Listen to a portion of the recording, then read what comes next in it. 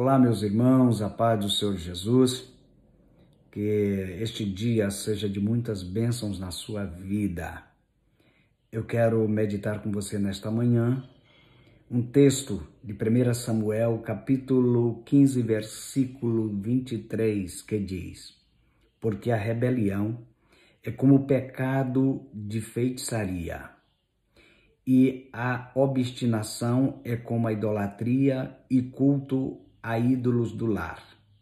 Visto que rejeitastes a palavra do Senhor, ele também te rejeitou a ti, para que não sejas rei.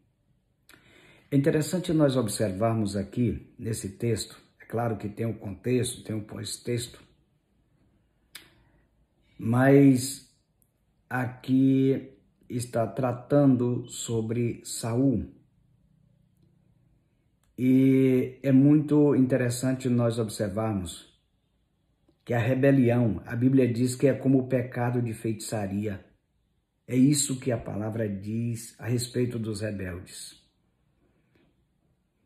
Quando nós estudamos as Escrituras, não encontramos, em toda a Escritura, nós não encontramos outro tipo de transgressão que seja tratada com tanta severidade como a rebelião. E é interessante a gente observar que a rebelião ela é tão contagiante, ela é tão perigosa, que Deus, na sua eterna graça, na sua eterna misericórdia, na sua eterna justiça, decidiu tratar a rebelião com muita severidade. É interessante observarmos que a rebelião ela não só acontece quando alguém se levanta frontalmente contra o Senhor. Todas as vezes que um homem se opõe às pessoas constituídas por Deus, a uma visão divina, é tratado como rebelde. Todas as vezes que alguém se levanta contra uma autoridade, a Bíblia o trata de rebelde. E Deus, na sua justiça, ele não tolera a rebelião. Porque ela questiona a base de sustentação ou a base que sustenta o universo. E qual é a base que sustenta o universo? O senhorio de Deus, o senhorio de Cristo. Se há algo que Deus não pode abrir mão, é do governo dele. O governo dele sobre todas as coisas.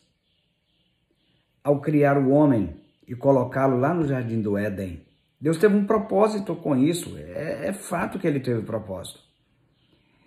Ele criou o homem, colocou no Jardim do Éden e disse: olha, aqui você pode desfrutar de tudo que a terra produz. Mas o Senhor deixou muito claro que a única condição para que ele permanecesse bem, para que o homem permanecesse bem, era que Adão e seus descendentes se sujeitassem a Deus. E a gente vê Deus colocando lá no Éden a figura de uma árvore do conhecimento do bem e do mal. E Deus colocou essa árvore no meio do jardim. E com esta árvore produzia fruto. E o fruto dessa árvore, Deus proibiu do homem. O homem aproveitar dele. Este fruto, esta árvore, era o ícone, vamos chamar assim, da autoridade de Deus, que estava lá no meio do jardim.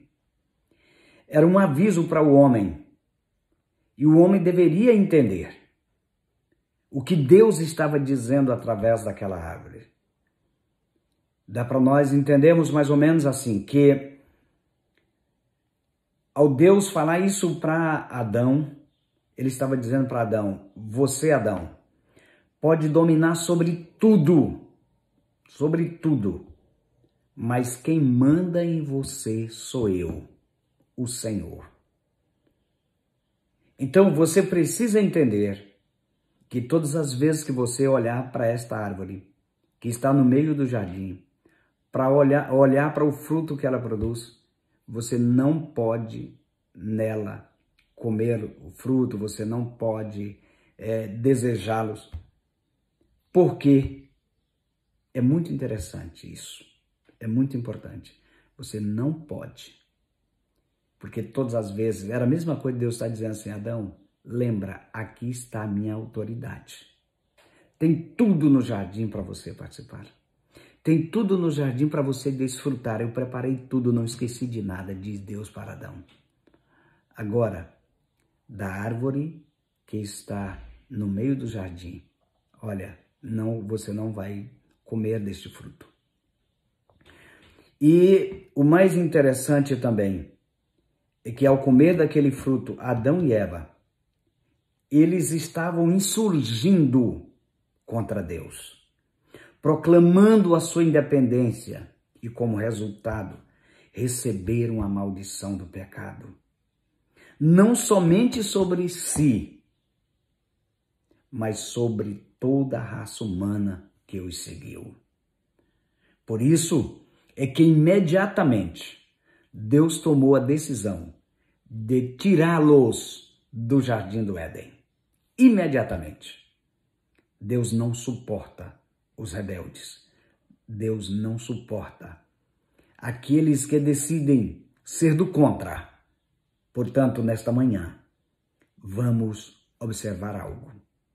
Deus não tolera a rebelião.